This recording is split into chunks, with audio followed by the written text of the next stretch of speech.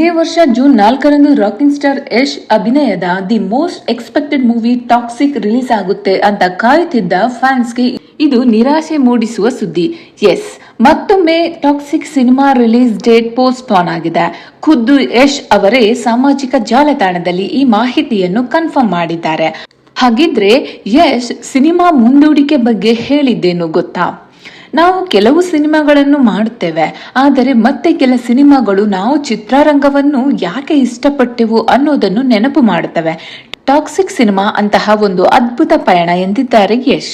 ಇತ್ತೀಚೆಗೆ ಅಮೆರಿಕದ ಲಾಸ್ ವೇಗಸ್ನಲ್ಲಿ ನಡೆದ ಸಿನಿಮಾ ಕಾನ್ ಇವೆಂಟ್ ನಲ್ಲಿ ನಮ್ಮ ಚಿತ್ರವನ್ನು ಪ್ರದರ್ಶಿಸಿದಾಗ ನಮಗೆ ಸಿಕ್ಕ ಅಭೂತಪೂರ್ವ ಜಾಗತಿಕ ರೆಸ್ಪಾನ್ಸ್ ನಿಂದಾಗಿ ಈ ಸಿನಿಮಾ ವಿಶ್ವಾದ್ಯಂತ ತನ್ನ ಸಂಪೂರ್ಣ ಸಾಮರ್ಥ್ಯದೊಂದಿಗೆ ತಲುಪಬೇಕು ಅನ್ನೋ ನಮ್ಮ ನಂಬಿಕೆಯನ್ನು ಮತ್ತಷ್ಟು ಬಲಪಡಿಸಿದ್ದೇವೆ.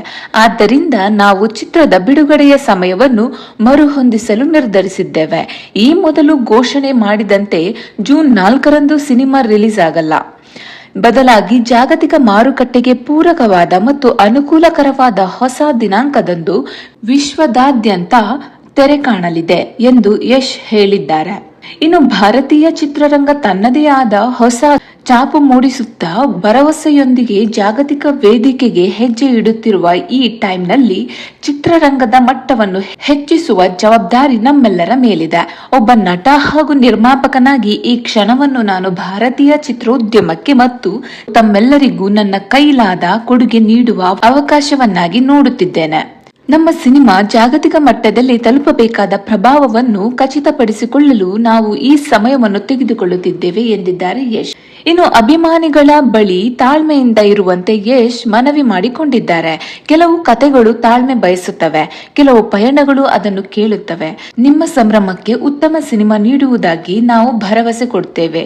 ಇದು ಭಾರತೀಯ ಚಿತ್ರರಂಗ ಹೆಮ್ಮೆ ಪಡುವಂತಹ ಕ್ಷಣವಾಗಲಿದೆ. ಪ್ರತಿಯೊಂದು ಹಂತದಲ್ಲೂ ನಿಮ್ಮ ಬೆಂಬಲ ನನ್ನೊಂದಿಗಿದೆ, ಅದಕ್ಕಾಗಿ ನಾನು ಚಿರಋಣಿ ಎಂದಿದ್ದಾರೆ ರಾಕಿ ಬಾಯ್. ಇನ್ನು ಟಾಕ್ಸಿಕ್ ಸಿನಿಮಾ ರಿಲೀಸ್ ಡೇಟ್ ಪದೇ ಪದೇ ಒಂದಲ್ಲ ಒಂದು ಕಾರಣಕ್ಕೆ ಮುಂದೂಡಿಕೆ ಆಗ್ತಿರೋದ್ರ ಬಗ್ಗೆ ನಿಮ್ಮ ಅಭಿಪ್ರಾಯ ಏನು ಅನ್ನೋದನ್ನ ಕಮೆಂಟ್ ಬಾಕ್ಸ್ ನಲ್ಲಿ ತಿಳಿಸಿ.